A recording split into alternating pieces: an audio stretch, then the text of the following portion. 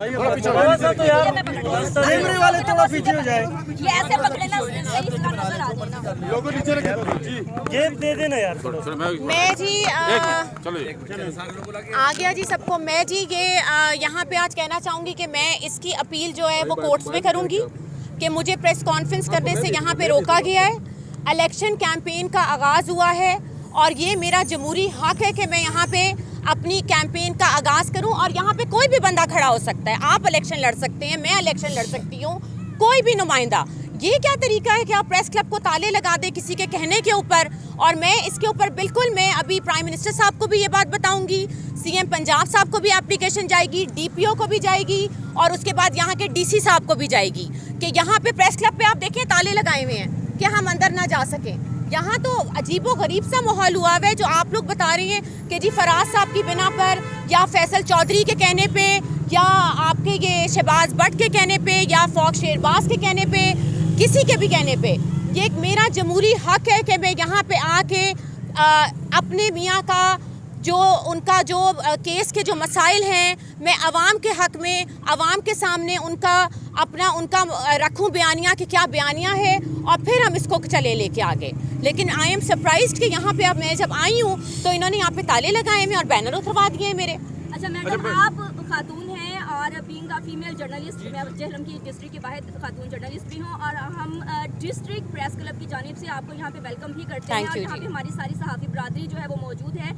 लेकिन उसके साथ साथ एक चीज़ ये कि कम से कम आप कि जो यहाँ पे एक सवाल इस वक्त जो उठ रहा है वो ये है कि एक आम आदमी भी ये सोच रहा है कि इस वक्त देवर और भाभी की जो जंग है वो शायद पॉलिटिक्स के हवाले से स्टार्ट है। आप क्या कहती हैं कि एक ही घर में जो है इस तरह की लड़ाई जो है?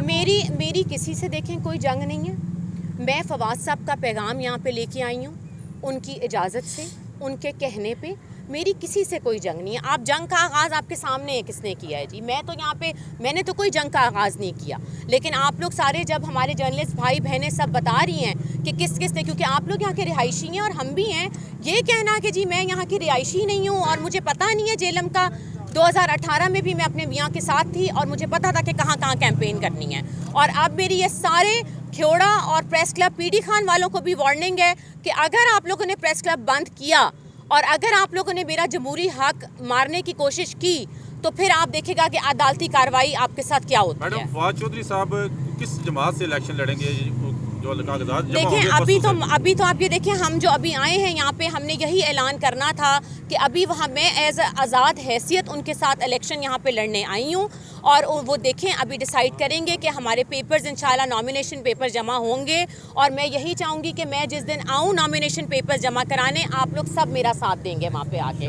देखें आप लोगों का सबका रिस्पॉन्सिबिलिटी है कि हक और सच और हकाइक का साथ दें। आपका काम ये नहीं है कि आप लोग किसी के कहने पे प्रेस क्लब को ताले लगा दें, किसी के कहने पे आप लोग प्रेस क्लब बंद कर दें। ये बिल्कुल नहीं हो सकता। मैं आप लोग की हिम्मत और जुर्रत को सलाम देती हूँ जो लोग यहाँ पे आए हैं और जो एक औरत के साथ खड़े हुए हैं। ये भी कहा जाता है कि जी औरत कभी कैंपेन नहीं कर सकती। क्यों नहीं कर सकती जी? आप मुझे बताएं किस कॉन्स्टिट्यूशन में लिखा है कि जी औरत यहाँ पे कैंपेन नहीं कर सकती?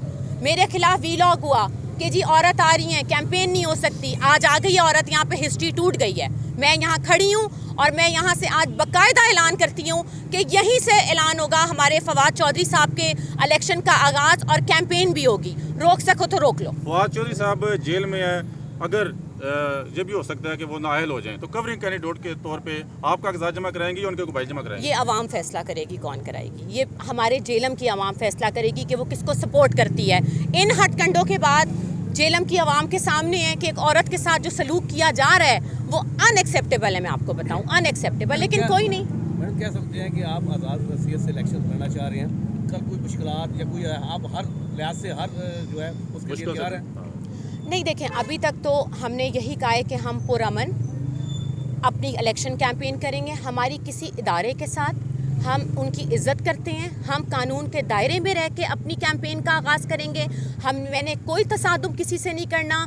हमारे इदारे बहुत रिस्पेक्टेबल हैं, वो हमारी इज़्ज़त करते हैं, हमें उनकी इज़्ज़त करनी चाहिए और उसके तहत हम अपने ये कैंपेन का आगाज़ करेंगे। और अभी जो ये सब कुछ किया है ये आपके सामने है कि घरेलू मामलात हैं, इसमें कोई इदारों का हाथ नहीं है। अगर कल को कोई कहे कि जी ये उन्होंने किया, नहीं, कोई मेरे बैनर्स पूरे जेलम में लगे हुए हैं अभी फवाद साहब के आते हुए, कोई ऐसी चीज़ नहीं है। लेकिन यहाँ का जो रवैया है दैट इज़ अनएक्सेप्टेबल। लेकिन कोई नहीं, मैं भी यहाँ पे खड़ी हूँ, इलेक्शन कैंपेन भी होगी और हर गांव में जाके होगी और NS 61 से फवाद साहब का पैगाम हर यूनियन में हर घर में पहुंचेगा। मैं आपको बताऊं, फवाद चौधरी साहब का क्या बयान होगा? एक बयानिया होता है जिसपे इलेक्शन लड़ा जाता है, उसमें सियासी जमात होती है, कुर्बानियाँ होती हैं, तरक्याती काम होते हैं, कोई एजेंडा होता है मुस्तकबिल में। तो आपको फवाद चौधरी साहब ने कोई इस हवाले से कोई बयानिया दी है?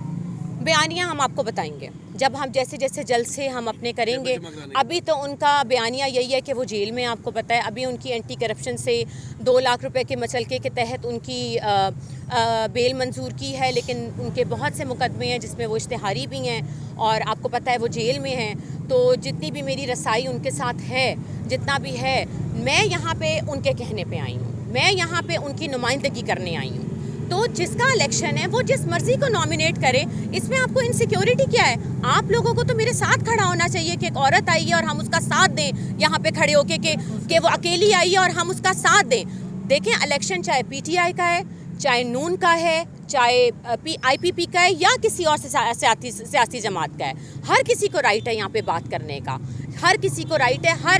और आप लोग प्लीज़ अपने वोट का सही इंतखाब करें, आज़ाद उम्मीदवार है, किसके साथ है, ठप्पा सही लगाएं और सही मुंतखब करें। और आपको भी पता है कि फवाद साहब ने यहाँ पे जेलम में हिस्ट्री में कितने काम किए हैं और वो मुकदमे भी भुगत रहे हैं अभी भी वहाँ फवाद पे। चौधरी साहब की रिहाइश दीना में भी है, तो आप कंपेन करने इस्लामाबाद से आया करेंगी या यहाँ पर रिहाइश रखेंगी? हमारी तो अभी जो हमारा फार्म हाउस है उसके ऊपर तो आपको पता है उसके ऊपर केस हुआ हुआ है, लेकिन हम अभी ये लाएमल तय कर रहे हैं कि मुझे जहाँ से भी आना पड़े मैं पैदल भी आ जाऊंगी उनकी कैंपेन करने। मैं पीछे हटने वाली नहीं हूँ। फवाद चौधरी के हल्के में जो मकामी साथी थे